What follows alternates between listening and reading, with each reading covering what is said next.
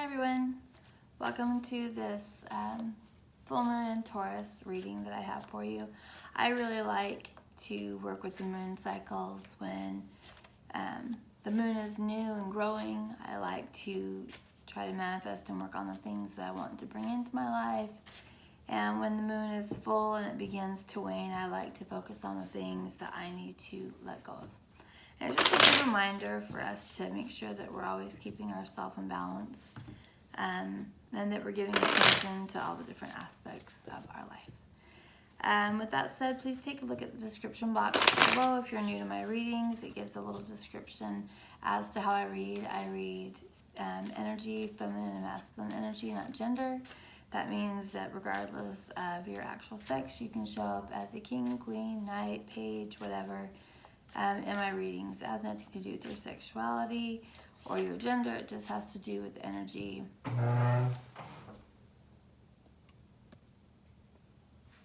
Dang it. Okay, sorry.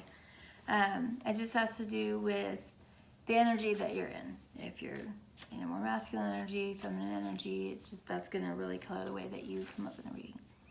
So, I will probably read this as a love story if that's how it comes out. That doesn't mean that it has to be regarding a love relationship. It can be regarding friendship, a family relationship, coworker, however it resonates for you. If it doesn't resonate for you, please don't try to make it fit. It's just not your reading. But you'll know if it resonates for you. You'll be like, hey, yeah, that sounds pretty familiar. What I'm asking for in this reading is for Spirit to give us guidance on what it is that we should release during this full moon in Taurus cycle. This is actually a pretty rare moon. It's a blue moon, and a blue moon means that there have been 2 full moons in the same month. So we had the full moon in Aries earlier than this month, and now we have the full moon in Taurus that's actually going to be full on the 31st on Halloween. So a very special moon for it to come out as, you know, a blue moon, and for it to come on Halloween. There'll be a lot of different energy, I would imagine, that will come with this moon. Full moon in Taurus a lot of times is about releasing things that we become stubborn about. So that might be something that you want to look at, is where are you being rigid in your life? What things are you being unmoving about that perhaps you need to be a little less rigid about? So I did pull oracles before I started recording, just because it makes the recording shorter when I have it. And I just kind of pull the energy of the reading from those oracles. And the question that I asked is, what do we need to release with this full moon? So there's a lot of different messages since this was a general reading. But one of the overall energies that I got from this is a need to, again, rigidity, a need to release that. There's areas of our life where we've been very stubborn, where we've put up walls or boundaries, or areas that we've been very disciplined, like, no, I'm not looking at that thing, or no, I'm not going to change my mind about that certain thing or that relationship or that person or that situation or whatever it is. Maybe politics right now. But that we need to take another look at that. Like, have we just dug in our heels just because? Or, you know, is that something we need to take another look at? There's also a need to let go of fighting over differences that don't matter. So we all are going to have, you know, people in life that have different opinions, that have different, you know, whatever, you know, different cultures, different religions, different political beliefs, different, you name it, we can have differences in it. And there's some of us that are getting very, very stuck in those ways. And it's not going to serve anybody well to stay stuck in that.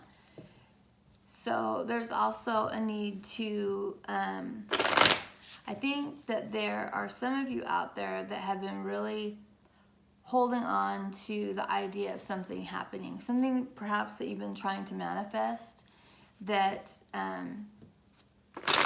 isn't manifesting. And that happens sometimes, even if you're a powerful manifester, that can happen. And I think that there's been a lot of endurance for, you know, an outcome that is still unknown. Still, you know, I think a lot of you, whatever this is, aren't any closer to it than you were when you began. And I think that for those of you that began this process, it's been a minute. It might be 2-3 years that you've been working on trying to manifest this, and I don't think you're any closer to it than you were before, at least not in the 3D or in your reality. Then it might just be a matter of lying to yourself about it at this point, that you still think that that can happen.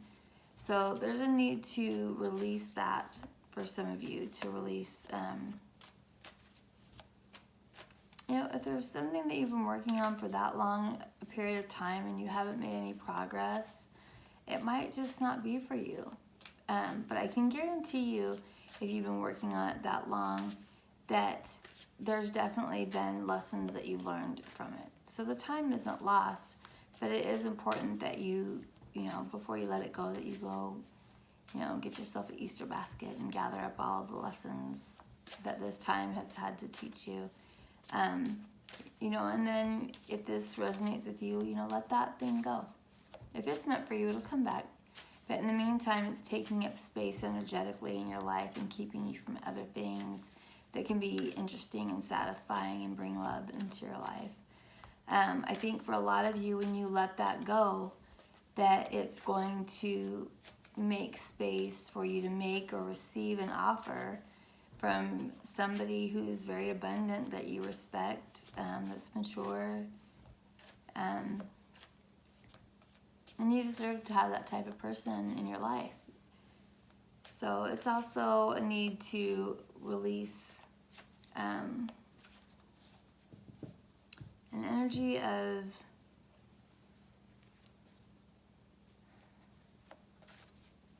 what is the word I want to use? If you've been on the fence about something, you need to pick a side of the fence. Releasing your perch on the fence. There's a need to release your perch on the fence. However that makes sense to you, and if it doesn't, just ignore it. But, and also, if there's anyone that you need to forgive, including yourself, it's time to do that. It's time to let go of whatever is keeping you from doing that and to move into that energy. So this month, since it's going to be Halloween, I've been using the Halloween Oracle to pull energy from my readings. And for this reading, it's funny because this ties in really well with everything that we've just talked about. We have Winter and Ghost. We're actually in Winter. Winter is about taking a pause, reviewing. And Ghost is about regret. And that actually goes very, very well with what we need to release with the full moon. You know, that as we approach this full moon, that we pause, that we think about what it is that we need to release. And Ghost, being about regret, is about, you know, anything that we need to release, we might have regrets about. So I think it's just reiterating that, you know, working with the moon is a good idea. It's just sort of a, I don't know, elemental reminder to keep ourselves in check all the time. So with that said, let's see what story Tarot has to tell us about what we need to release with this full moon. You ready? I'm excited to see what the story will be.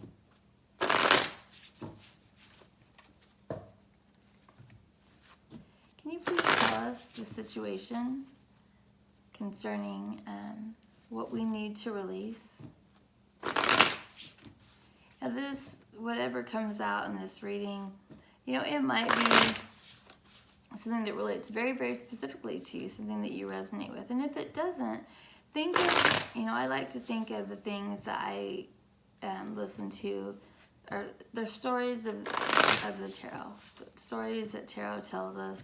And they're, to me, sort of like modern day parables, that even if it doesn't resonate with us personally, a lot of times we can find a lesson in it anyways and still integrate that lesson into our lives, so that, you know, if we ever encounter it, we can be like, hey, I remember that story that Tarot told me and how it turned out, and I already know what to do here. All right. What is the situation concerning what we need to release as a collective with this full moon in Taurus, with this unique blue moon?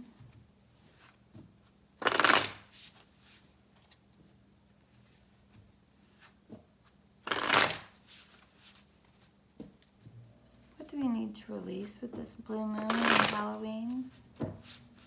This full moon in Taurus? There's a lot of people here. There's a lot of people here, a lot of people involved in this.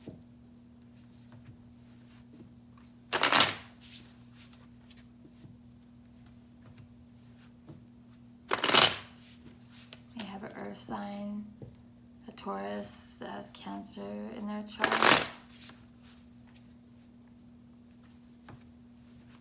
Scorpio in their chart. All right, let's get going.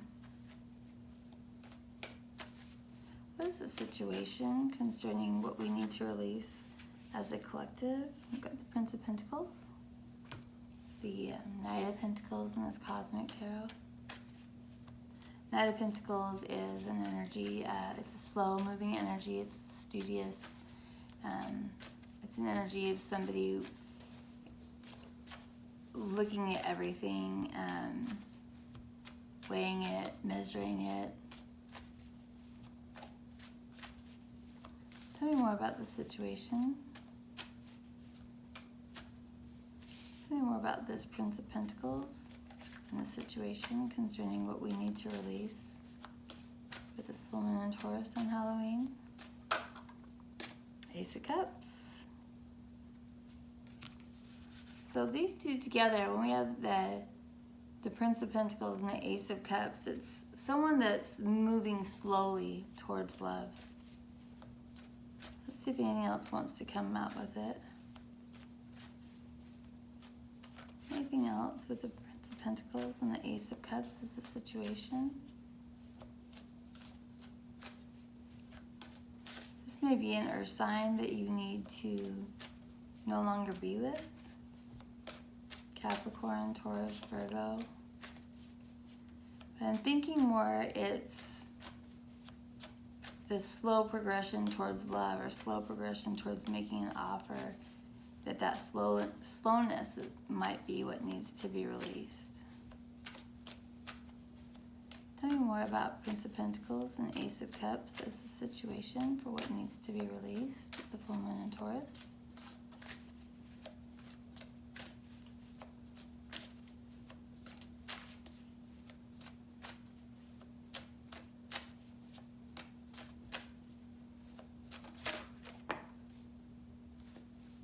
Star came out on its side. I'm going to take it upright.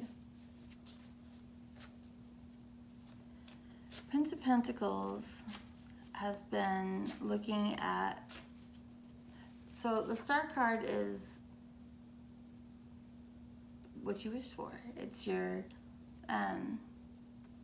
it's the dream, the wish that your heart makes card. It's everything that you want.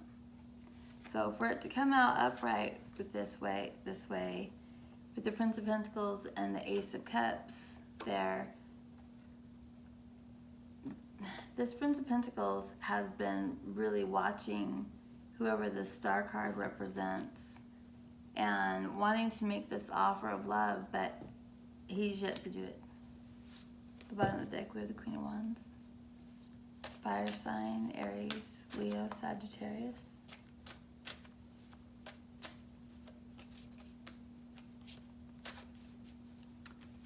Who does the Star card represent, please?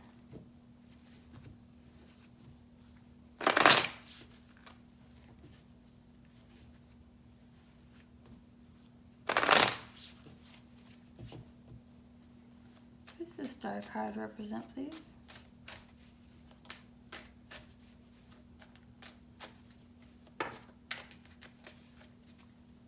All nervous.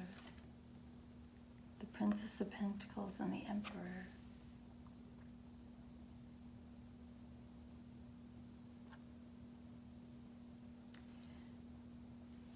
So this Prince of Pentacles, this is a true pair. When we have the Princess of Pentacles and the Prince of Pentacles, and this Princess of Pentacles with the Emperor represents the star. So this is the wish that this prince has. But this Emperor behind the princess is her energy, is the Emperor.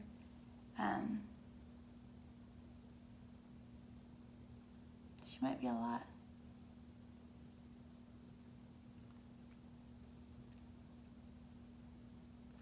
This princess might be intimidating. She's very sure of herself. She's very, very sure of herself. She might have Aries in her chart, especially potentially 10th house Aries, being her reputation. He really likes her, but he's not sure he can handle her. For a princess to come out with this Emperor energy, and I suspect that this prince is an emperor himself, and that these two are probably very, very equal in their ability, in their energy, in their everything. And he might not really know what to do with this strong woman.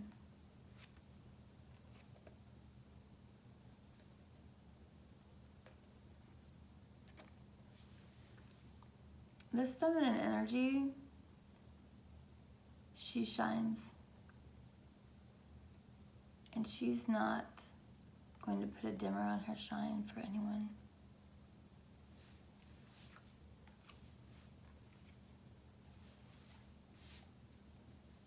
What's the obstacle concerning this situation, please?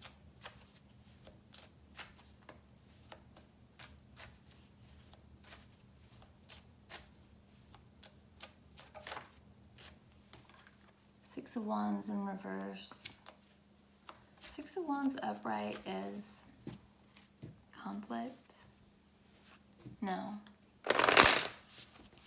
Six of Wands in reverse is not feeling like you can be victorious.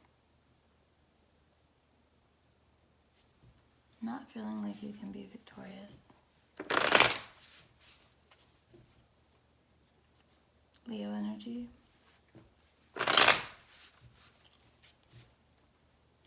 He's been watching and wondering how he can make this happen. Very, very in his head. Very, very in his head about it.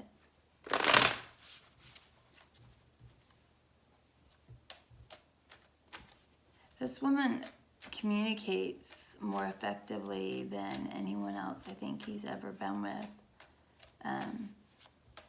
She says what she means what she says.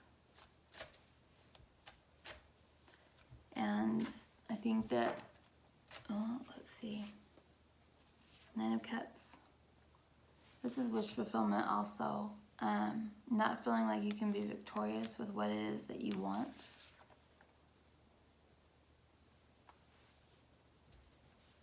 What is the obstacle here, please?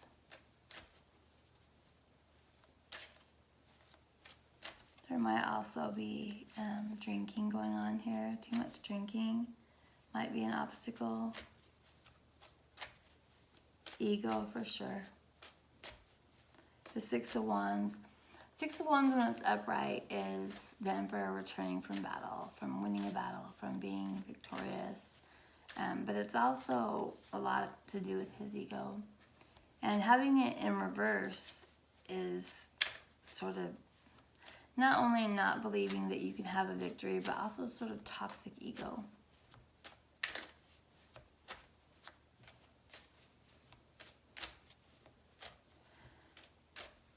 Do you see how he's over her and like looking down? This prince may have tried to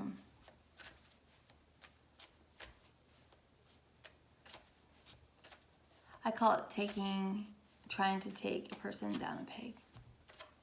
Where when they first met, he recognized right away that they were equals, that that this is someone that he could have, amazing conversations with, someone that he could build with, someone that's, just as strong as he is, someone that, he could really do a lot with. I think she was very different than anything that he'd ever experienced before, had really deep conversations with, and, just really connected with on a very spiritual sort of level, as well as, being physically attracted and having that sort of chemistry. But I think that the more they got to know each other, the more that intimidated him, and that he probably tried to go from having these really deep and meaningful conversations to, just, hey, what's up? Or, maybe not texting as often as he used to, or calling as often as he used to, or doing whatever as often as he used to. But just trying to take this princess down a peg. I mean, just like here, you can see he's over her. And with the Six of Wands in reverse, I don't think it worked. I don't think there was any victory with that move.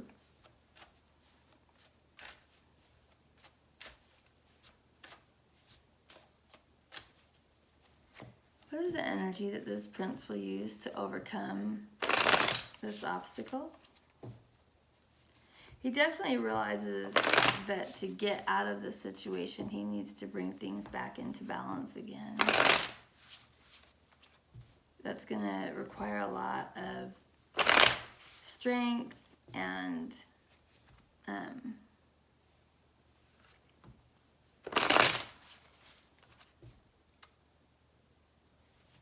don't know, just realizing that he kind of put himself in this sad energy. That not recognizing, not honoring his emotions, kind of his undoing. It's what got him stuck. Was this indecisiveness. What is the energy that the Prince of Pentacles will use to overcome this obstacle, please?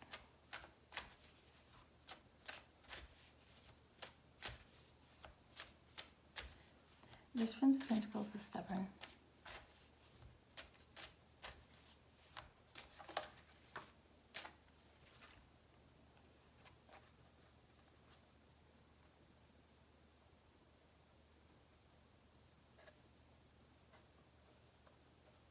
Strength, the Four of Swords, and Lovers. So there is a lot of Leo energy here, Gemini energy, air sign energy, specifically Libra here. But he's going to think about it.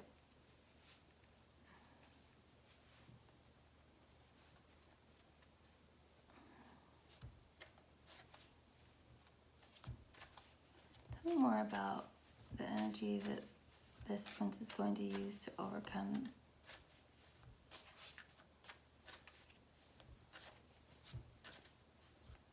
this obstacle. Not quite making clear sense of this yet, so let me see if anything else wants to come out for it while I look at it.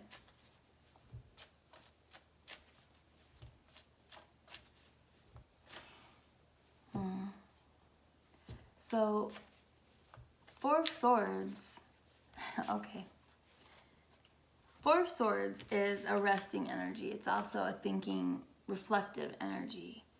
So, and then we have Strength, which is the Leo energy, but this is really thinking about this princess's strength.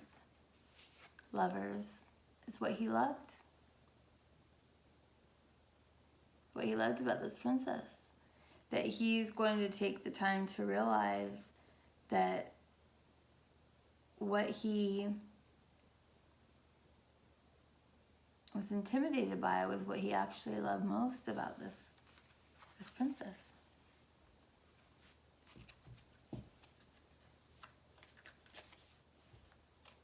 Good job, Prince of Pentacles. Tell me what will be the potential outcome for this Prince of Pentacles if he makes this realization that what he actually loves about this princess is how strong she is.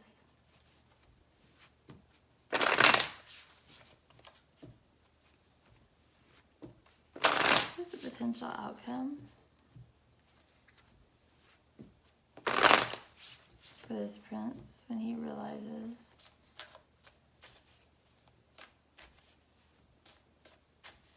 that this princess's strength is what he actually loves about her? What's the potential outcome, please?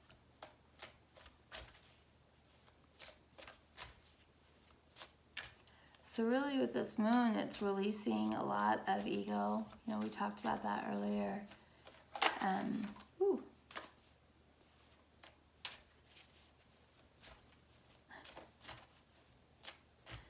No, it's not bad.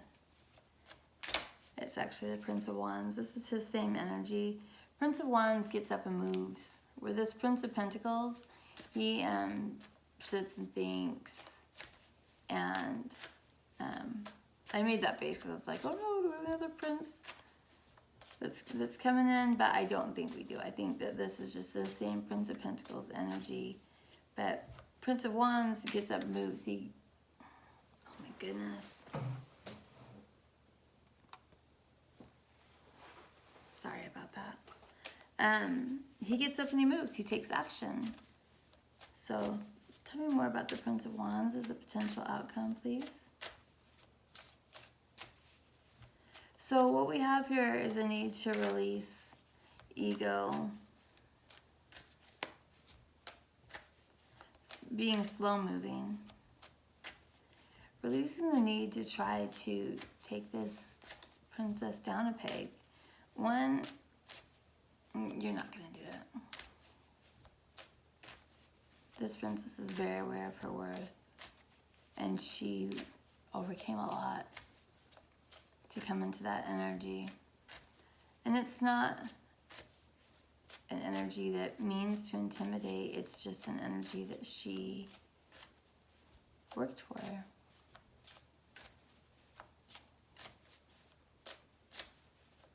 That she overcame a lot to come into that energy.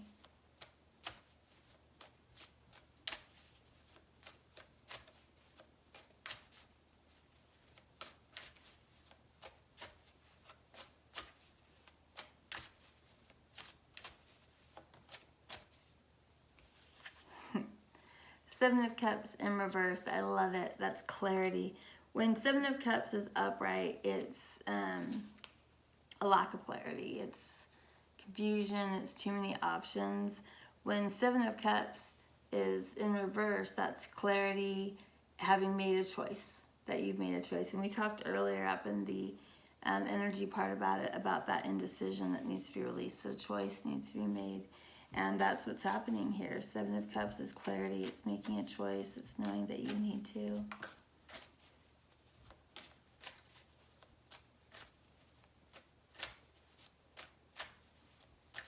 Yeah, this is...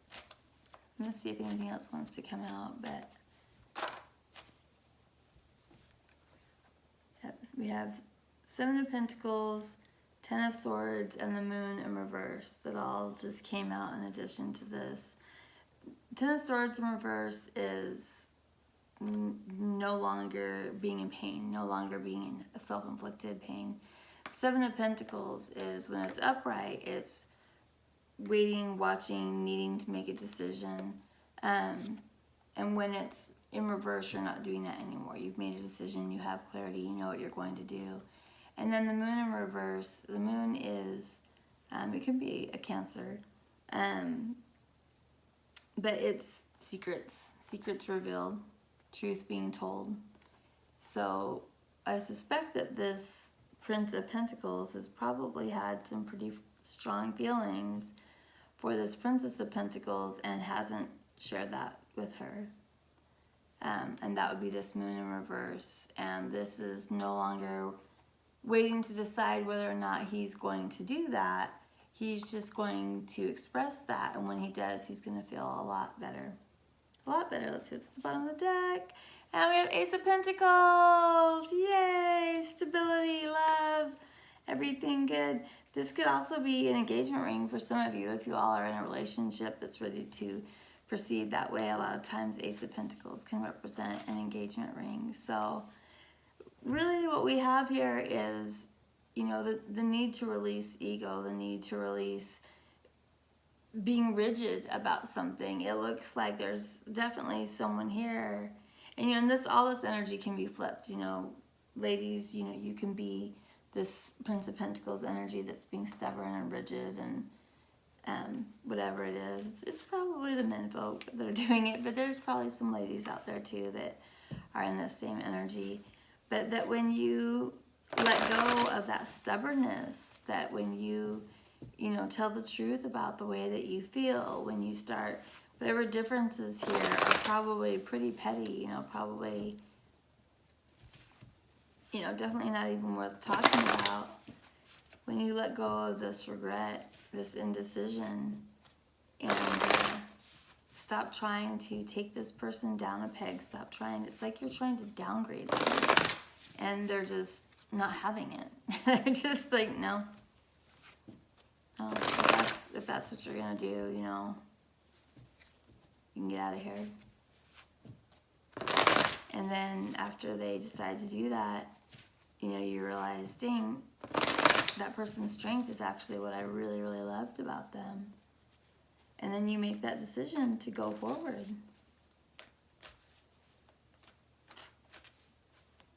For some of you, this full moon is gonna bring in love. I love that you've been pretty stubborn about. What is the advice for the collective of people watching this as far as this full moon in Taurus and what to release? I really like this reading. This turned out really, really well. I like it. Oh, here we go. Deep knowing. You've known it all along. You've known that this is what you needed to do, and you're just stubborn. Bottom of the deck, we have yang energy. That's masculine energy. That's stubborn energy. Let go of your stubbornness. Go talk to this princess. She's here for it, guys. Like, she's just waiting for you to come talk to her.